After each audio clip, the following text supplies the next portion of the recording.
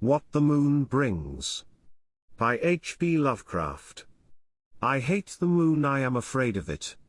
For when it shines on certain scenes familiar and loved, it sometimes makes them unfamiliar and hideous. It was in the spectral summer when the moon shone down on the old garden where I wandered, the spectral summer of narcotic flowers and humid seas of foliage that bring wild and many-colored dreams.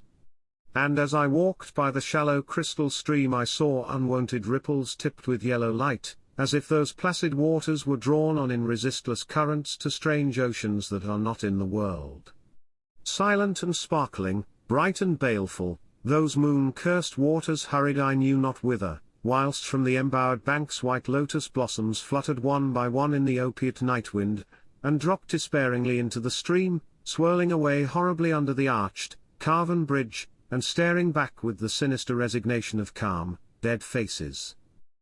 And as I ran along the shore, crushing sleeping flowers with heedless feet and maddened ever by the fear of unknown things and the lure of the dead faces, I saw that the garden had no end under that moon, for where by day the walls were, there stretched now only new vistas of trees and paths, flowers and shrubs, stone idols and pagodas, and bendings of the yellow-litten stream past grassy banks and under grotesque bridges of marble. And the lips of the dead lotus faces whispered sadly, and bade me follow, nor did I cease my steps till the stream became a river, and joined amidst marshes of swaying reeds and beaches of gleaming sand the shore of a vast and nameless sea. Upon that sea, the hateful moon shone, and over its unvocal waves, weird perfumes breeded.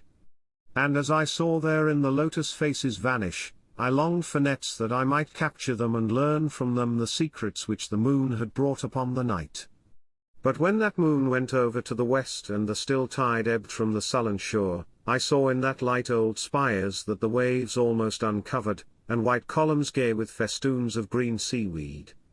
And knowing that to this sunken place all the dead had come, I trembled and did not wish again to speak with the lotus faces.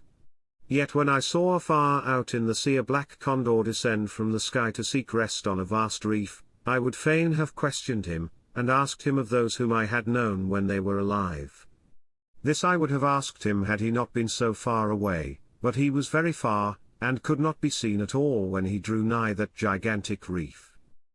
So I watched the tide go out under that sinking moon, and saw gleaming the spires, the towers, and the roofs of that dead, dripping city. And as I watched, my nostrils tried to close against the perfume-conquering stench of the world's dead, for truly, in this unplaced and forgotten spot all the flesh of the churchyards gathered for puffy sea worms to gnaw and glut upon. Over these horrors the evil moon now hung very low, but the puffy worms of the sea need no moon to feed by.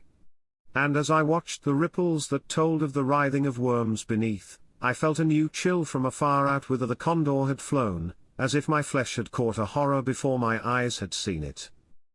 Nor had my flesh trembled without cause, for when I raised my eyes I saw that the waters had ebbed very low, showing much of the vast reef whose rim I had seen before.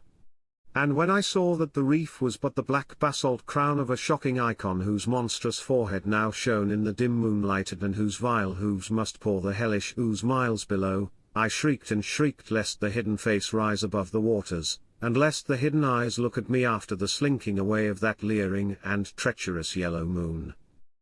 And to escape this relentless thing I plunged gladly and unhesitantly into the stinking shallows where amidst weedy walls and sunken streets fat sea worms feast upon the world's dead.